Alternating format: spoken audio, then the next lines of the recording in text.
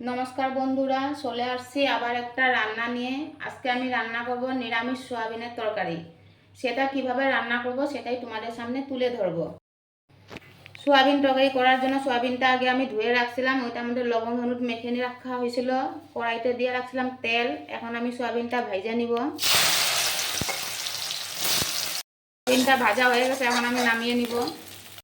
কড়াইতে দিয়ে দিব এখন তেল, দিয়ে দিব একটা তেজপাতা, দিয়ে দিব একটু গোটা গরম মশলা, আর দিয়ে দিব একটু গোটা জিরা। কেটে রাখা আলুটা দিয়ে দিব। আলুটা ভাজা হয়ে গেছে, দিয়ে দিব লবণ, দিয়ে দিব এখন জিরার গুঁড়া, হলুদ, লঙ্কার গুঁড়া একসঙ্গে মিক্স করে রাখছিলাম। দিয়ে দিব টমেটো পেস্ট, দিয়ে দিব এখন পেস্ট করে রাখা বাদামটা। এখন দিয়ে দিব ভাজা রাখা সোয়াবিনটা, দিয়ে দিব কাটা রাখা কাঁচা লঙ্কাটা। দিয়ে ভাজা হয়ে গেছে, এখন আমি দিয়ে দিব জল। এখন আমি দিয়ে দিব ঘি। এখন আমি দিয়ে দিব গরম মশলা দিয়ে আমি নামিয়ে দিব। এই যে আপনাদের সামনে রেডি নিরামিষ সোয়াবিনের তরকারি। ভালো লাগলে লাইক কমেন্ট শেয়ার করবেন। চলে আসবো আবার একটা রেসিপি নিয়ে।